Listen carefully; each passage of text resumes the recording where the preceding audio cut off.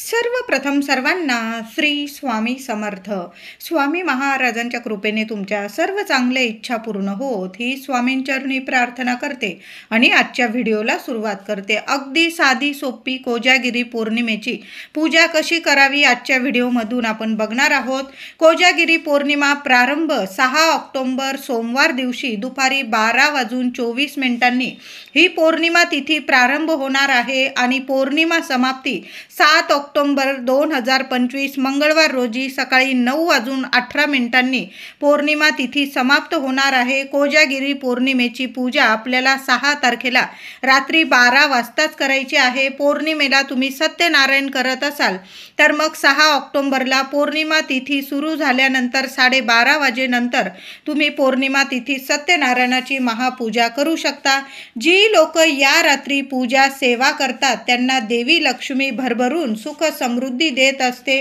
अगदी सोपी 5 मिनिटांची कोजागिरी पौर्णिमेची पूजा कुणीही करू शकता. स्त्री पुरुष मुलं मुली सगळ्यांना जमेल अशी आज आपण पूजा बघणार. ज्या जागेवर पूजा करायची ती स्वच्छ जागा करून घ्यायची आहे. चौरंग किंवा पाट मांडून घ्यायचा. त्यावर लाल किंवा पांढरे वस्त्र अंथरून घ्यायचे आहे. पाटाभोवती छानशी रांगोळी काढून घ्यावी. प्रथम कुठल्याही पूजेची सुरुवात आपण दिवा अगरबत्ती लावून करत असतो. दिवा अगरबत्ती लावून घ्यायची आहे. महिलांनो, कलश भरायचा आहे. कलशावर एक हळदी कुंकवाने स्वस्तिक काढायचा आहे. छान तांब्याचा किंवा तुमच्याकडं चांदीचा वगैरे कलश असेल चांदीचा अवश्य घ्या. चांदी ही चंद्राला आकर्षित करत असते आणि आपल्या कुंडलीतील चंद्र मजबूत होत असतो. तर तुमच्याकडं असेल चांदीचा तांब्या तर तो घ्या, नाही तर तुम्ही आपला तांब्याचा तांब्या घेतला चालेल. स्टीलचा असेल तोही चालेल. स्वच्छ पाणी भरून घ्यायचं आहे. त्यात 1 रुपयाचं नाणं, सुपारी, हळदी कुंकू, दुर्वा असतील दुर्वा टाकून घ्या. छान असा कलश मांडणी करायची आहे. विड्याची 5 पानं ठेवा किंवा तुम्ही आंब्याची डहाळी ठेवली तरीही चालेल. कुणी कोजागिरीच्या पौर्णिमेची पूजा करताना कलशात नारळ ठेवत नाही. कुणी ठेवतात. मी ठेवलेला आहे. तुमच्याकडे जशी पद्धत आहे नारळ ठेवल्यावर आपला कलश पूर्ण होतो अशी माझी मान्यता आहे. आता तुम्ही जशा पद्धतीने कलश स्थापन करत असाल कोजागिरी पौर्णिमेचा, कुणी नारळ ठेवतं कुणी नाही ठेवत, तुमच्या पद्धतीने तुम्हाला करायचं आहे. कलशाखाली अक्षतांचे आसन देऊन कलश अगदी छान मनोभावे स्थापन करायचा आहे.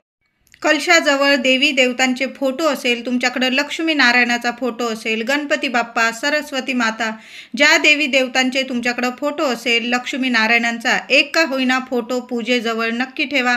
असेल तर नक्की ठेवा. त्या फोटोची हळदी कुंकू फुलं अक्षता वाहून पूजा करायची आहे. नंतर आपल्याला कलश स्थापन करून फोटोंची पूजा करून घेतल्यानंतर आपल्याला सुपाऱ्या मांडून घ्यायच्या आहे. प्रथम गणपती बाप्पांची पहिली गणपती बाप्पांची सुपारी मांडायची आहे. नंतर गणपती बाप्पांसमोर लक्ष्मी नारायणांची.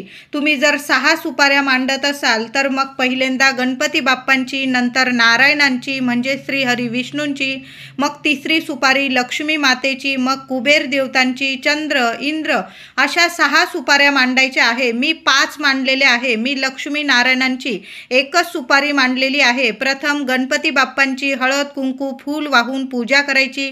नंतर दुसऱ्या सुपारीची लक्ष्मी मातेची पूजा करायची आहे. हळदी कुंकू फुलं अक्षता वाहून घ्यायच्या आहे. लक्ष्मी मातेला नमस्कार करा, प्रार्थना करा, फूल अर्पण करायचं आहे. तुमच्याकडे या दिवशी लाल फुलं असतील तर नक्की अर्पण करा. कमळाचं फूल असेल लक्ष्मी माताला नक्की अर्पण करा. तिसरी सुपारी आपण कुबेर देवतांची मांडलेली आहे. हळदी कुंकू फुलं अक्षता वाहून घ्यायच्या आहे. छान अशी पूजा करायची आहे. मनोभावे प्रार्थना करायची आहे. कुबेर देवतांना प्रार्थना करायची आहे, माझ्या घरात अखंड वास करा आणि माझं घरातलं दुःख दारिद्र्य दूर करा. माझ्या घरात सुख समृद्धी नांदू द्या. तुम्हाला जी देवी देवतांना प्रार्थना करायची कुबेर महाराजांना प्रार्थना करा आणि फूल वाहून पूजा करायची आहे. चौथी सुपारी इंद्र देवतांची मांडायची आहे.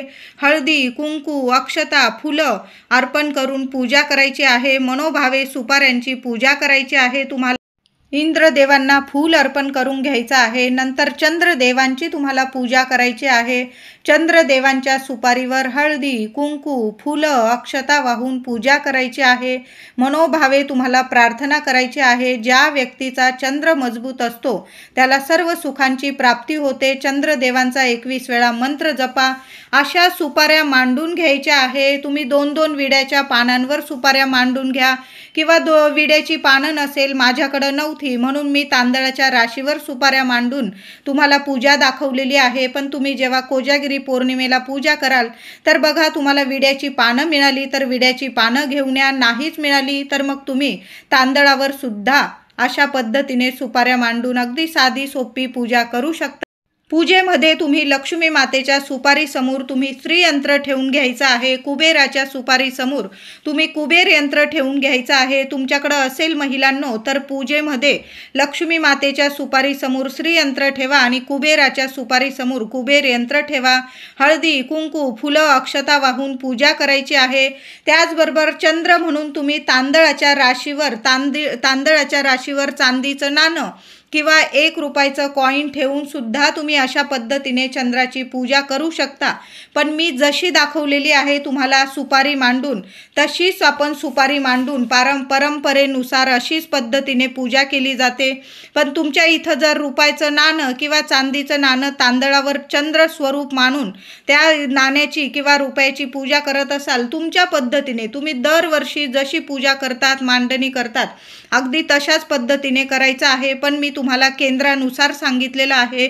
अशा सुपाऱ्या मांडून 4ही देवांची आपण पूजा करत असतो. प्रथम गणपती बाप्पांची सुपारी मांडा आणि मग 4ही देवी देवतांची सुपारी मांडायची आहे. आपल्याला पूजेमध्ये गोड दुधाचा नैवेद्य ठेवायचा आहे. या दिवशी कोजागिरी पौर्णिमेला गोड दुधाच्या नैवेद्याला खूप महत्त्व आहे. 12 ते 12:39 या वेळातच आपल्याला 4ही देवांची हळदी, कुंकू, पांढरी फुलं, अक्षता, अष्टगंध वाहून पूजा करायची आहे. मी जरी झेंडूची, ऑरेंज कलरची, पिवळ्या कलरची फुलं वाहिलेली आहे तरी पण महिलांनो या दिवशी पांढऱ्या फुलांना खूप महत्त्व आहे.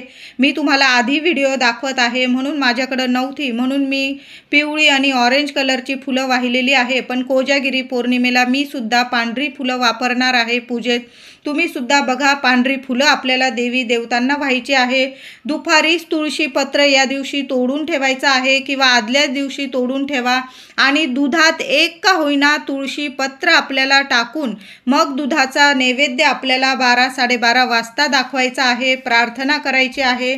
प्रार्थना सांगते तुम्हाला. दुधाचा नैवेद्य तुम्हाला पाटावर अर्पण करताना दाखवताना एक प्रार्थना बोलायची आहे. तुम्ही बाहेर जरी चंद्राला नैवेद्य दाखवत असाल, चंद्राचा म्हणजे आपण चंद्र बघतो दुधामध्ये, तेव्हा सुद्धा हीच प्रार्थना बोलायची आहे तुम्हाला. नाही आली, तुम्ही चंद्रदेवांना नमस्कार केला आणि दुधात चंद्र बघितला तरीही चालेल. दुधात चंद्र बघून नमस्कार करणं या दिवशी खूप महत्त्वाचं आहे. प्रार्थना. ऋण रोगादी दारिद्र्यम अपमृत्यू भय शोक मनस्ताप नाशयन्तु मम सर्वदा. ऋण रोगादी दारिद्र्यम अपमृत्यू भय शोक मनस्ताप नाशयन्तु मम सर्वदा. दुधाचा नैवेद्य दाखवताना ही प्रार्थना बोलायची आहे. नाही आलं, स्वामींचा मंत्र जपा. श्री स्वामी समर्थ. या दिवशी 12:39 काही सेवा सुद्धा करायची आहे. मी तुम्हाला अगदी साधी सोपी पूजा दाखवली. पूजा मांडणी तुम्ही 12च्या आधीच करून घ्या आणि नंतर 12 वाजले की लगेच पूजा करून घ्यायची आहे आणि 12:39 या सेवा सांगत आहे. त्यातील जेवढ्या जमतील महिलांनो, दादांनो करण्याचा प्रयत्न करा. 11 माळी स्वामींचा श्री स्वामी समर्थ या मंत्राचा जप करायचा आहे. नाही जमलं किमान 1 माळ तर आपण जपू शकतो. श्री लक्ष्मी गायत्री मंत्र, श्री विष्णू गायत्री मंत्र, श्री कुबेर मंत्र प्रत्येक 1 माळ जप करायचा आहे. तसेच 16 वेळा श्री सूक्तम, 1 वेळा व्यंकटेश स्तोत्र, 1 वेळा गीतेचा 15वा अध्याय. या सेवा आपल्याला 12:39 करायच्या आहे. आता जेवढ्या जमतील महिलांनो 1 माळ जपली तुम्ही आणि 1 वेळा जरी श्री सूक्तम बोलला, बघा 16 वेळा जमलं, अतिशय उत्तम. लहान लेकरं आहे, नाही जमत तर मग 1 वेळा जरी बोललात तरीही चालेल. जेवढी करा पण मनापासून सेवा करायची आहे. कोजागिरी पौर्णिमेच्या पूजेजवळ एक दिवा रात्रभर चालू ठेवा. पूजेजवळ रात्री अंधार ठेवू नका.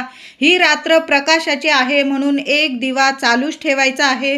दुसऱ्या दिवशी पूजेवर अक्षता वाहून घ्यायच्या आहे. उत्तर पूजा करायची आहे.